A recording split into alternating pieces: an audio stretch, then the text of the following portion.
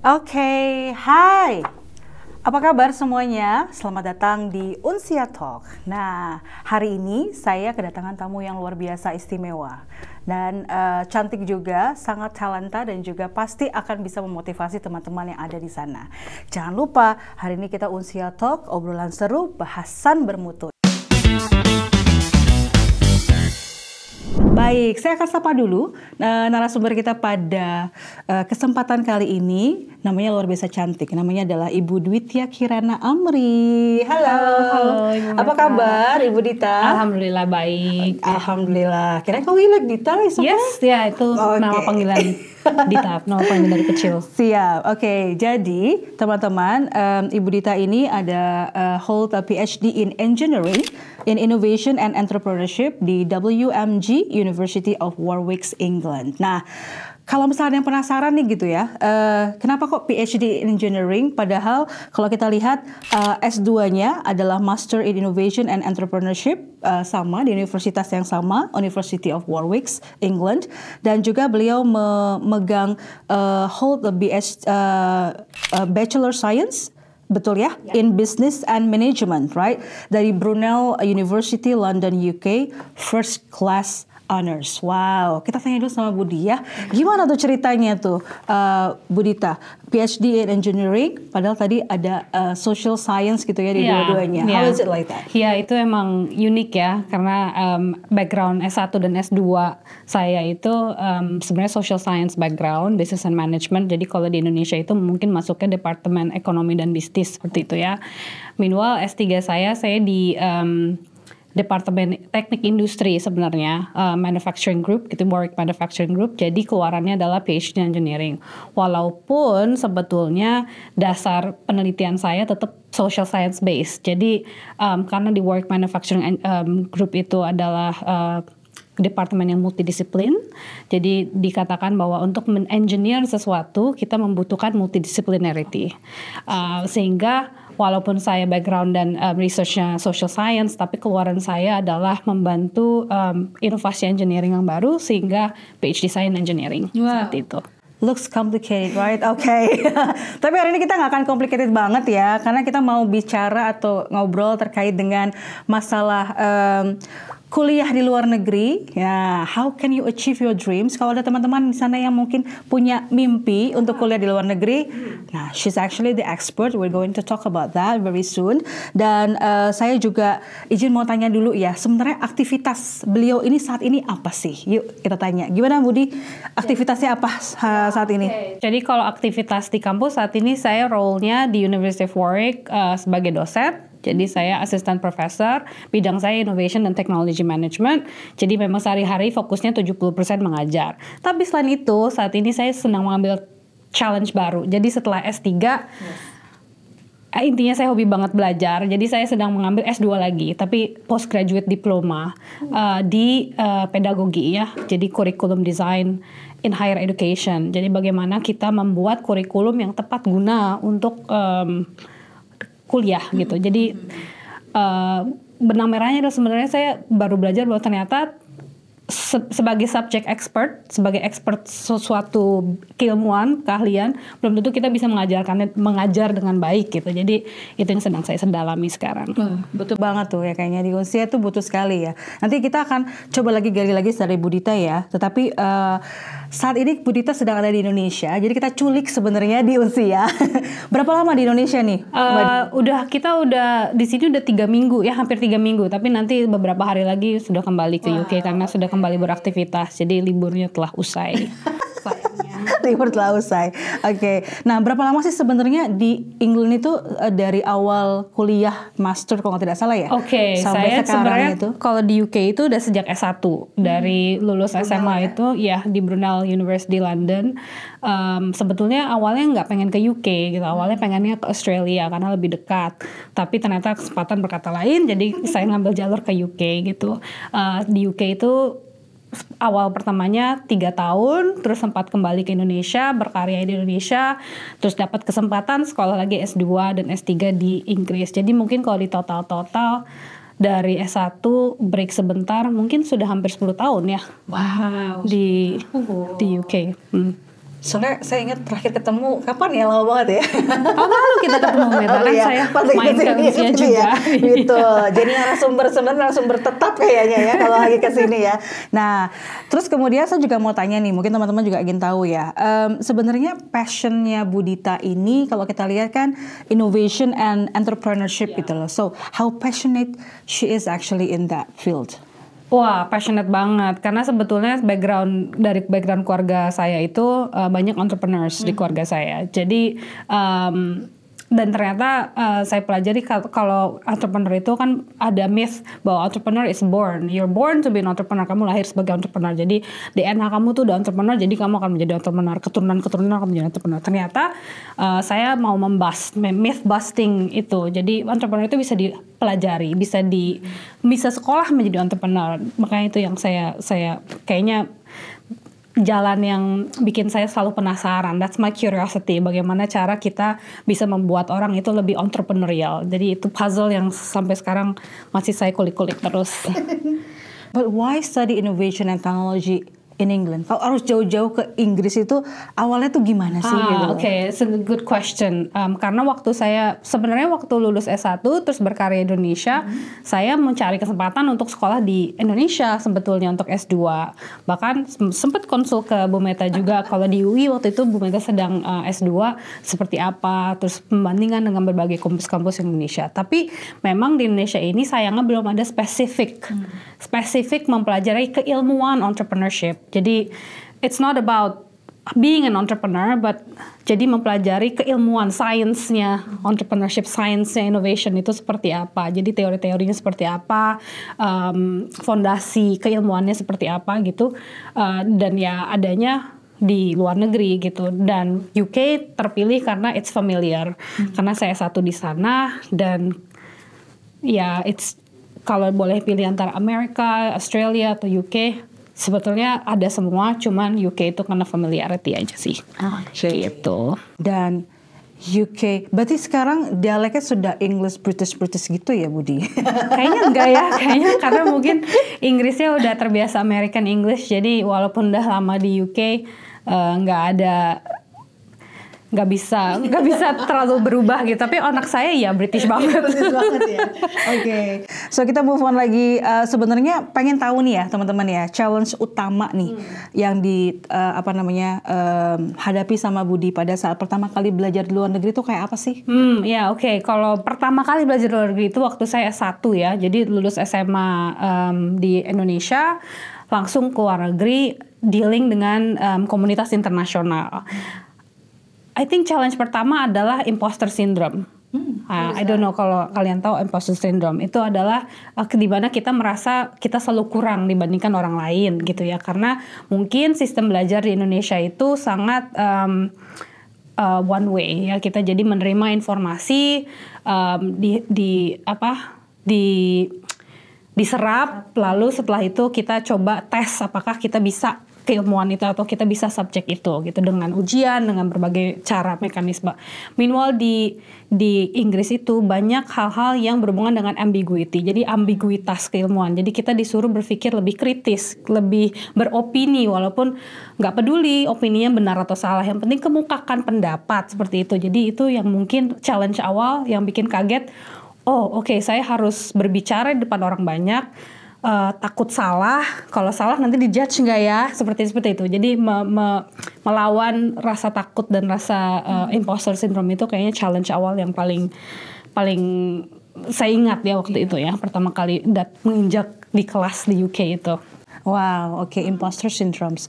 But is it apakah ada perbedaan sistem pendidikan nih Budi nih di Indonesia dan juga di Inggris nih yang sekarang mungkin yang paling terasa gitu loh, karena kan juga kan sempat di Indonesia juga dan sekarang menjalani kehidupan di Inggris dan juga anak-anak kan di Inggris juga kan ya, anak-anak kan sekolah juga di Inggris juga. What's actually the big difference about that? The biggest thing yang paling berbeda adalah itu tadi dituntut untuk critical selalu gitu, jadi nggak cuman sebatas analytical. Kalau analytical kan kita melihat informasi, kita analisa, kesimpulannya apa.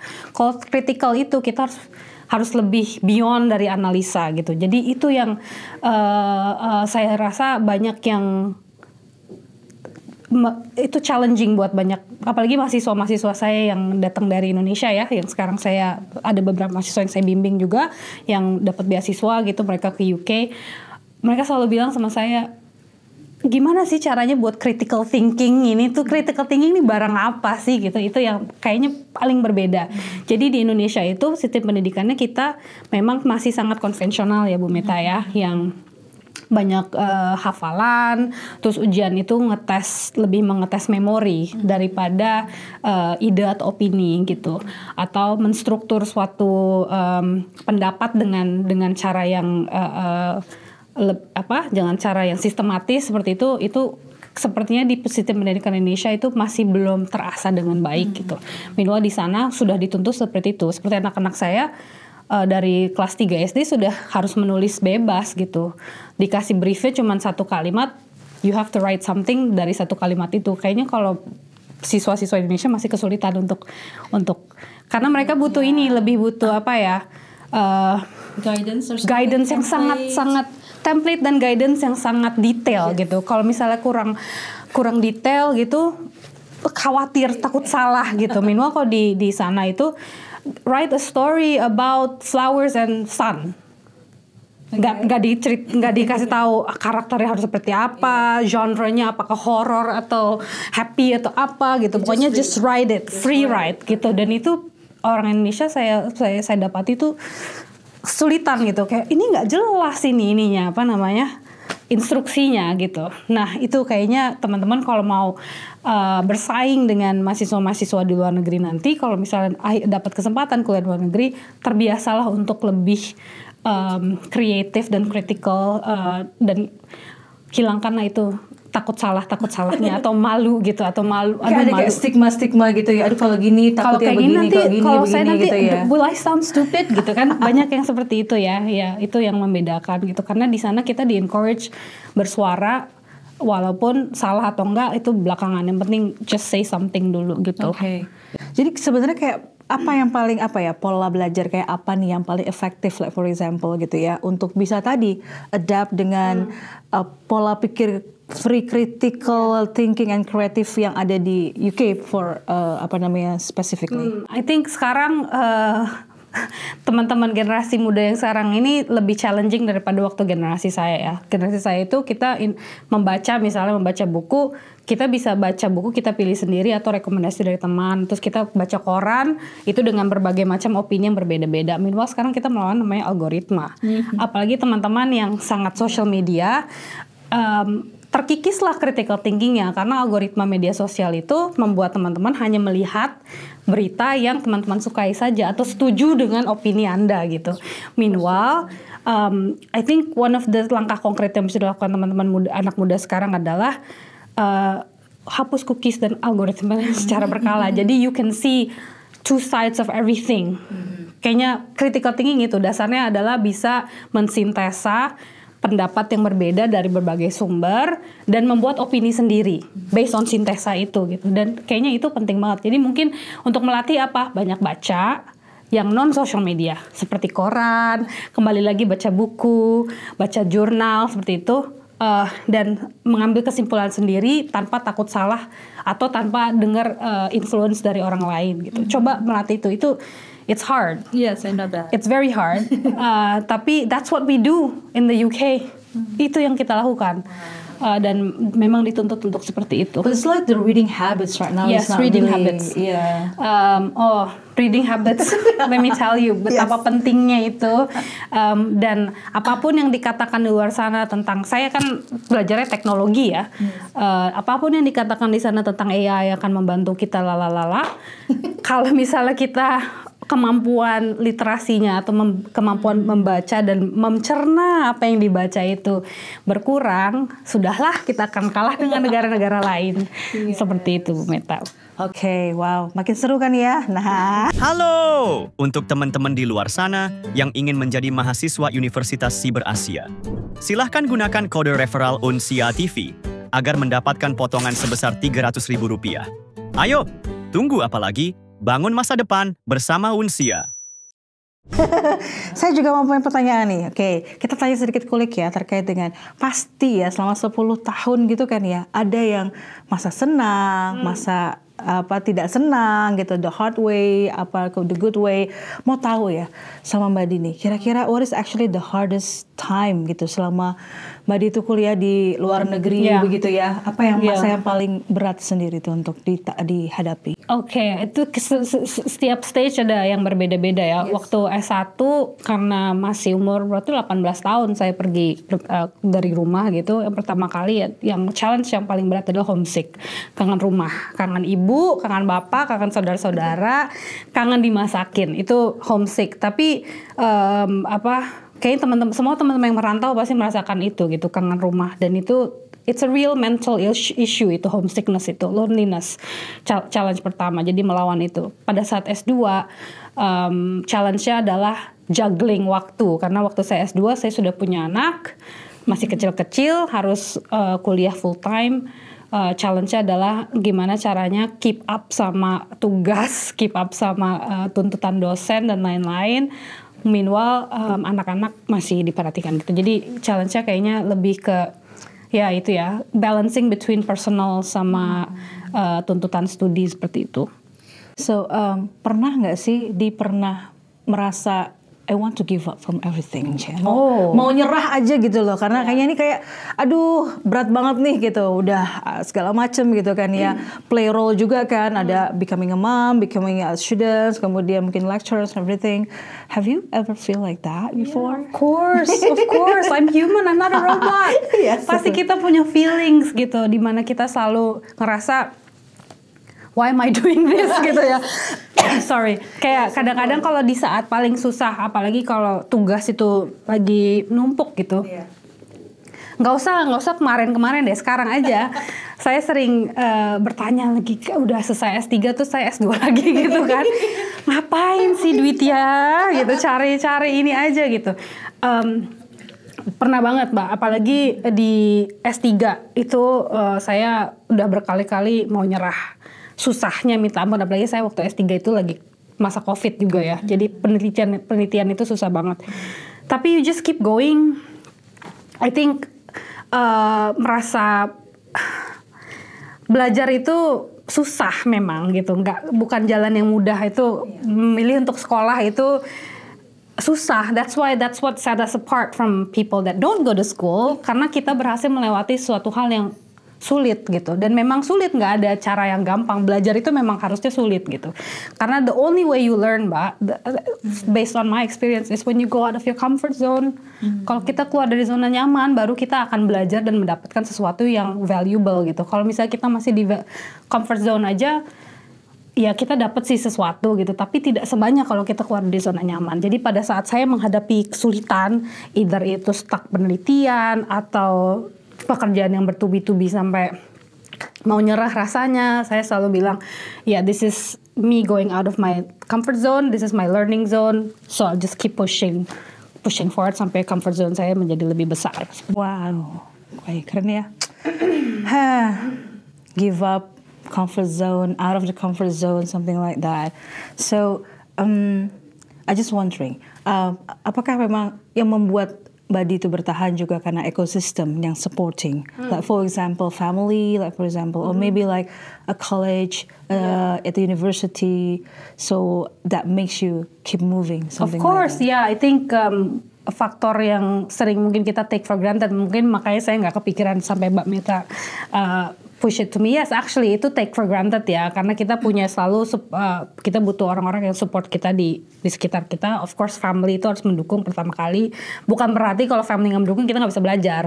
Tetap bisa belajar, tapi it's helpful that we have a family that yang mendukung. Yang kedua, kalau di University of Warwick itu kita punya values di mana mental health students itu jadi nomor 1 gitu ya. Yes. Dan itu penting sekali gitu. Jadi kita sebagai dosen, malah saya ini di training untuk jadi mental aid first aider gitu. Jadi kita bisa men-spot jika ada mahasiswa kita yang terlihat berubah atau seperti apa gitu. Jadi kita bisa intervensi saat itu juga. Kita juga punya layanan konseling misalnya seperti itu. Dan yang selalu digaungkan adalah sebagai students tidak seharusnya kita merasa sendiri. Karena it takes a village to raise a child. Kan pernah dengar gak? It takes a village to raise a child. Exactly. Kita sebagai student, kalau kita mau menjadi student yang efektif dan sukses secara profesional, memang harus didukung sama village di sekitar kita supaya kita bisa terus resilient menghadapi cobaan-cobaan belajar yang pasti akan selalu ada gitu. Jadi waktu itu saya dibantu banyak sama personal tutor. Jadi kita punya sistem namanya personal tutor, pembimbing akademik ya kalau di sini ya gitu. Dan memang fungsi itu berjalan gitu ya Mbak Meta ya, fungsi itu berjalan. Jadi seminggu sekali kita selalu ngobrol apa kesulitan kamu, kira-kira barriernya apa yang bisa kami bantu seperti itu. You come to the tutor or the tutor comes to you? We set up meetings yang kita agree sesuai kebutuhan. Misalnya kalau sebenarnya sebulan sekali, tapi kalau memang dirasa dibutuhkan bisa seminggu sekali, tergantung sedang menghadapi kesulitan apa. Dan personal tutor ini berbeda dengan supervisor project kita atau karena memang gak bisa sama orangnya. Karena kalau misalnya kita punya masalah sama supervisor terus kita ngobrolnya sama siapa. Ada juga selain itu personal tutor punya bimbingan counseling yang memang psikolog profesional. Jadi kalau misalnya kita memang punya mental health issues akan di-refer ke psikolog di kampus itu dan everything's free. Jadi one of the good things about kuliah di luar negeri, walaupun nanti kalian menghadapi homesickness atau loneliness atau imposter syndrome atau apapun, percayalah bahwa dukungan ekosistem itu ada di kampus itu, tinggal kita manfaatkan saja dengan baik seperti itu. Keren banget. Catat ya tadi ya. Mudah-mudahan dicatat sama teman-teman ya. Oke. Nah, last but not least ada beberapa pertanyaan lagi sebelum kita come to the end begitu ya. So, ini lebih kepada kayak tips dan pesan nih.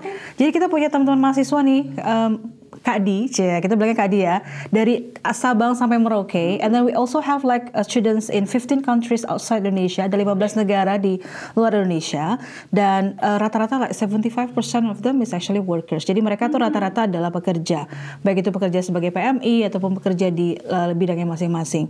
Nah, do you think buat mereka tuh masih bisa bermimpi atau punya keinginan untuk kuliah di luar negeri? That's the first thing. And then apa yang harus mereka siapkan, both mentally, maybe academically, or maybe administrative, yang bisa mereka siapkan before they decided to go abroad? Oke, kalau pertanyaan pertama, apakah masih bisa bermimpi?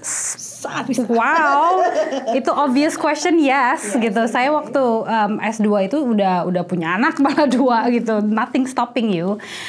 Jadi itu obviously yes, of course gitu. Yang kedua, persiapan apa? Satu, research soal negara yang mau kita datangi ya, dan kampus tujuannya, dan fokus karena setiap negara dan kampus itu punya requirements yang berbeda-beda ya. Jadi fokus, jadi dikerucutkan negara mana dan kampus mana yang mau dituju, lalu pelajari dan dalami kira-kira requirements yang mereka butuhkan apa, dan coba kita penuhi pelan-pelan gitu ya. Yang kedua itu kan jalur penerimaan kampusnya. Yang kedua adalah carilah beasiswa. Jadi di kampus luar negeri, selain beasiswa yang tersedia di dalam negeri ya, kita udah sama-sama tahu ada LPDP, dan kalau misalnya dosen dan segala macam ada jalur BPI dan Budi dan segala macam. Tapi di kampus-kampus luar negeri itu juga ada beasiswa S2 maupun S3. Itu kita pintar-pintar harus mencari kesempatan-kesempatan itu. Ada beasiswa partial, misal 50% tuition fee dipenuhi, atau kita bisa 50% partial terus sambil bekerja juga nanti di sana untuk pembiayaannya. Carilah, you have to do your own research ya tentang ini, harus cari-cari info. Terus yang ketiga, kumpulkanlah pengalaman berorganisasi atau volunteering work. Atau hal-hal di luar pekerjaan sehari-hari, dan itu sangat membantu saat kita menulis personal statement dan esai ya, karena kita butuh esai untuk mendaftar ke kampus luar negeri. Apalagi kalau setahu saya nggak tahu kalau kampus di Asian countries, tapi kalau di Australia, Amerika, UK, or European countries pada umumnya kita butuh namanya personal statement, dan itu sangat membantu jika kita bisa bulk up dengan pengalaman di luar S1, pengalaman S1 kita ataupun pekerjaan kita seperti itu. Wow, oke. Luar biasa. Mental tips sudah, academic tips, administrative, even scholarship tips. Berarti sudah ada ya. So, the last question would be, so what will you do next? Oh, okay, wow. I mean like this one. Kan sudah 10 tahun nih di UK. Apakah pernah berpikir misalkan untuk back for good, like for example, or maybe not now because I want to blah blah blah something dulu gitu. Kamu persiapkan. Mudah-mudahan nanti persiapannya untuk kemajuan masa depan Indonesia nantinya khususnya. Berat ya teman-teman. Khususnya. Berat sekali Tadi kan terkait pertanyaannya. pedagogi ya, memperbaiki mungkin, memberikan contribution, maybe something that. But what is actually your next plan in the future? My goal in life, sebenarnya kalau ini personal sekali pertanyaannya, tapi my goal in life is to be memberi kebermanfaatan yang besar. Itu goal saya, dan saya rasa ini bisa terjadi di mana saja, dari mana saja gitu. Jadi memberikan kebermanfaatan itu kan definisinya macam-macam dan luas gitu. Jadi itu akan selalu menjadi goal saya, di mana saya bisa memberi manfaat, di situ yang saya akan berada, Pak. Yes, oke. Dan Unsi akan selalu menunggu Mbak Dita di kesempatan-kesempatan berikutnya. Dengan senang hati. Thank you very much for coming today. Terima kasih juga buat teman-teman yang sudah stay tune dan juga sudah mendengarkan begitu ya obrolan santai kita pada hari ini. Dan jangan lupa kita akan ada topik-topik lanjutan lagi di Unsia Talk, obrolan seru, bahasan bermutu. See you then. Bye-bye.